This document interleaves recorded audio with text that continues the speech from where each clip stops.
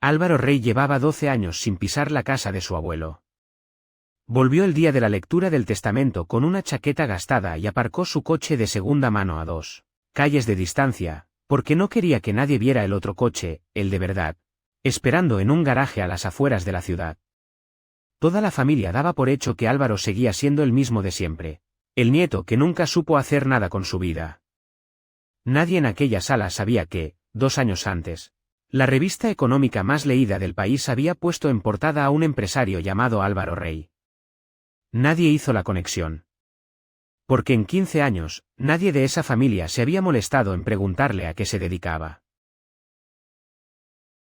La sala del notario olía a madera vieja y a café frío. Fernando Vidal, el tío de Álvaro, presidía la mesa como si el testamento ya fuera suyo, con sus hijos Bruno y Sara sentados a ambos lados, tan cerca del notario que parecían custodiarlo.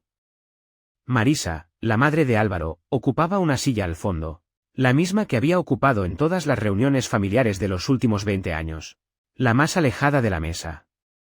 Cuando Álvaro entró, Fernando ni se levantó. Solo dijo, sin mirarlo del todo, «Mira quién se ha dignado a aparecer». Álvaro no respondió. Se sentó junto a su madre, le apretó la mano un segundo, y esperó. Emilio Vidal, el abuelo, había muerto 6 semanas antes, a los 84 años, después de meses de un fallo cardíaco que todos vieron venir menos, según decían, a Álvaro, que ni siquiera había ido al entierro a tiempo. Antes de seguir, quiero nombrar algo que va a atravesar todo este episodio. En la teoría de sistemas familiares existe el concepto de chivo expiatorio, el miembro de la familia sobre el que se deposita, generación tras generación, la explicación de todo lo que no funciona en el sistema. No es casualidad ni maldad gratuita. Es una función. Mientras alguien sea el fracasado, nadie más tiene que revisar sus propias decisiones. Y lo más interesante de este rol es lo rígido que se vuelve, aunque la persona cambie por completo, la familia sigue viéndola exactamente donde la dejó la última vez. Para entender la sala hay que retroceder 19 años. Álvaro tenía 19, era el hijo de Marisa y de Tomás, un mecánico al que la familia Vidal nunca terminó de aceptar del todo, porque Marisa se había casado hacia abajo, como llegó a decir Fernando delante de todos en una cena de Navidad. Esa misma noche, cuando Álvaro anunció que dejaba la carrera de empresariales para intentar montar algo por su cuenta, Fernando soltó una frase que Álvaro recordaría, palabra por palabra, durante las siguientes 2 décadas. «Tú no tienes lo que hace falta. Eso lo sacaste de tu padre». Álvaro se fue de casa esa semana. No volvió a usar el apellido Vidal en nada público. Firmó su primera empresa con el apellido de su padre, Rey, en un garaje alquilado, sin decírselo casi a nadie de la familia, y menos a Fernando. Aquí es donde la historia se separa de la profecía autocumplida clásica. En la versión habitual, a alguien lo etiquetan como fracasado, interioriza esa etiqueta y termina, en efecto, fracasando, porque el entorno deja de darle oportunidades y la persona deja de creer que las merece. Pero existe otra versión, menos estudiada y igual de real, la de quien convierte la humillación en combustible y construye, deliberadamente, fuera del alcance de quien lo humilló. Álvaro no solo quería tener éxito. Quería tenerlo donde Fernando no pudiera verlo ni apropiárselo, ni decir después que él tuvo algo que ver. Mientras Álvaro construía en silencio, Fernando llevaba 15 años al frente de Constructora Vidal, la empresa familiar que Emilio había fundado con sus propias manos. Lo que la familia no sabía era que, en los últimos 5 años, Fernando había ido acumulando deudas de la empresa para tapar pérdidas personales, inversiones fallidas, préstamos que pedía a nombre de la constructora y que nunca declaraba en las juntas. Y mientras hacía eso, se ocupaba de otra cosa, más silenciosa todavía, ir espaciando las visitas de Marisa y Álvaro a casa de Emilio, quitándole importancia a sus llamadas, sugiriendo, poco a poco, que era mejor no cansar al abuelo con gente que solo aparece cuando conviene. Bruno, el hijo de Fernando, empezó a ser presentado en las reuniones de empresa como el futuro de Constructora Vidal. Nadie lo votó. Simplemente, un día, ya lo era. Lo que describe Mateo tiene un nombre dentro de los estudios sobre abuso a personas mayores, aislamiento instrumental. No hace falta prohibir explícitamente las visitas. Basta con desalentarlas de forma constante, quitarles urgencia, hacer que cada contacto cueste un poco más de energía social de la que la persona mayor tiene disponible. Con el tiempo el círculo se estrecha solo, sin que nadie tenga que dar una orden directa. Y quien controla el acceso a una persona mayor controla, de facto, buena parte de la narrativa que esa persona termina creyendo sobre su propia familia. El notario, el señor Aguirre, carraspeó y empezó a leer.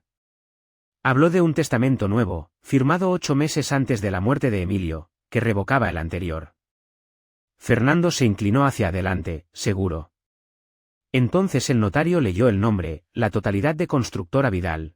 Las propiedades personales de Emilio y sus ahorros pasaban, íntegros, a Álvaro Rey Vidal.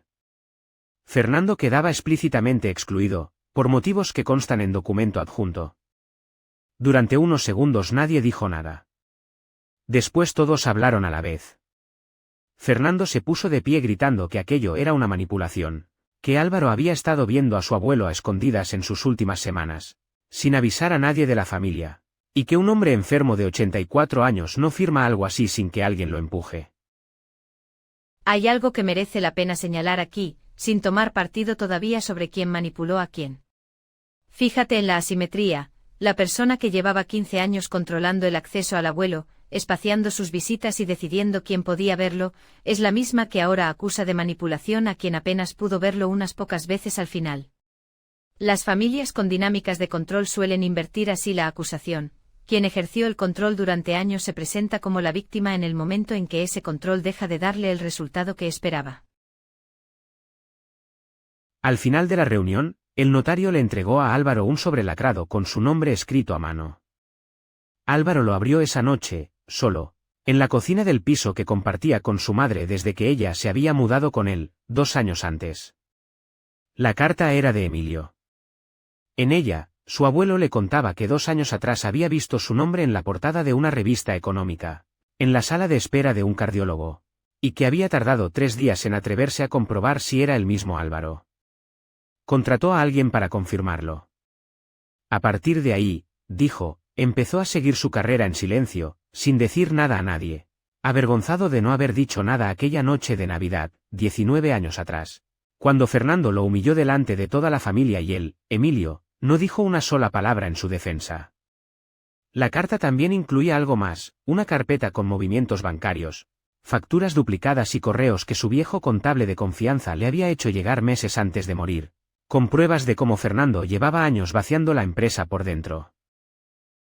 Este tipo de gesto, una reparación que llega solo al final, y solo por escrito, es psicológicamente complicado, y no hay que simplificarlo en un solo sentido. Por un lado, llega tarde, no le devuelve a Álvaro los 19 años en los que necesitó que alguien lo defendiera y nadie lo hizo. Por otro lado, sigue siendo real. El abuelo lo vio. Lo siguió en silencio.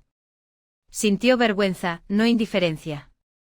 Para alguien que ha cargado durante años con el rol de chivo expiatorio, saber que al menos una persona de la familia finalmente vio la verdad, aunque fuera tarde y en privado, puede pesar más de lo que parece desde fuera. Fernando decidió impugnar el testamento y exigió una reunión familiar antes de acudir a un abogado. Se hizo en la misma casa de Emilio, con todos presentes.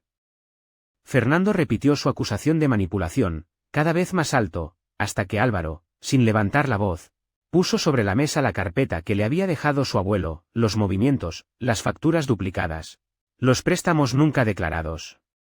Fernando se quedó en silencio por primera vez en toda la tarde.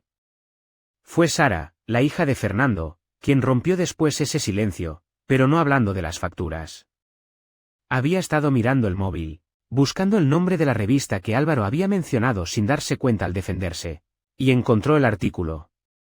Levantó la pantalla y la giró hacia toda la sala. La foto era, sin lugar a dudas, la del hombre sentado frente a ellos. Álvaro Rey, fundador de Quirón, una empresa de software logístico que 2 años antes había vendido una participación mayoritaria por una cifra que multiplicaba muchas veces el valor de toda la herencia junta. Nadie en esa sala, salvo Emilio, lo había sabido nunca. Álvaro no exigió nada más de lo que ya era suyo por el testamento, y tampoco denunció a Fernando, Aunque tenía pruebas de sobra para hacerlo, se lo pidió su madre, y él respetó su petición, aunque no sin dejar claro que Fernando no volvería a tener ningún cargo en la empresa. Mantuvo la propiedad de Constructora Vidal, pero puso al frente a un equipo directivo profesional, para proteger los puestos de trabajo de las más de 200 personas que dependían de ella.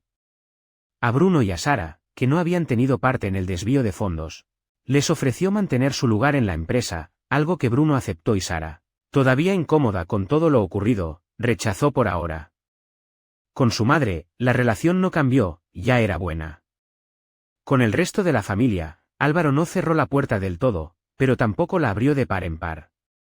Dijo, en la única entrevista que dio sobre el asunto, que no necesitaba la herencia para nada.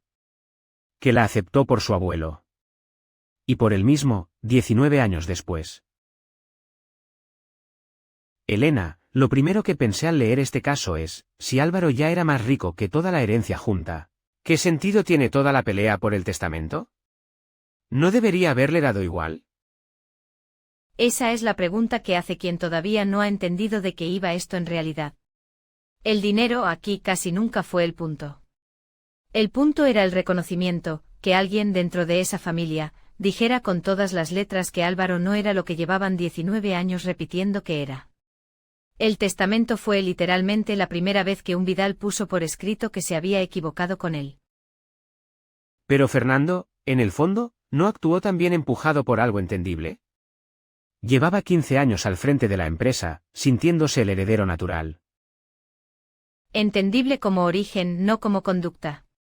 La envidia y la inseguridad explican por qué alguien empieza a controlar el acceso a un padre mayor. No explican ni justifican 15 años de aislamiento deliberado ni el desvío de fondos de una empresa familiar. Ahí Fernando dejó de ser solo un hombre inseguro y pasó a ser alguien que causó daño de forma sostenida, con pleno conocimiento de lo que hacía. Entonces, ¿dirías que el verdadero giro de esta historia no es que Álvaro fuera rico en secreto? El verdadero giro es más incómodo que eso, que una familia puede pasarse 19 años mirando a la persona equivocada como el problema, mientras el problema real llevaba ese tiempo sentado en la cabecera de la mesa. Y con esa idea os dejamos hoy. ¿Creéis que el reconocimiento que llega tarde sigue teniendo valor?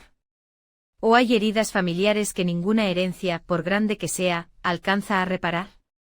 Contadnos en los comentarios qué opináis. Si esta historia os ha hecho pensar en alguien de vuestra propia familia, suscribíos a El Diván Podcast. Nos escuchamos la semana que viene, con una historia nueva.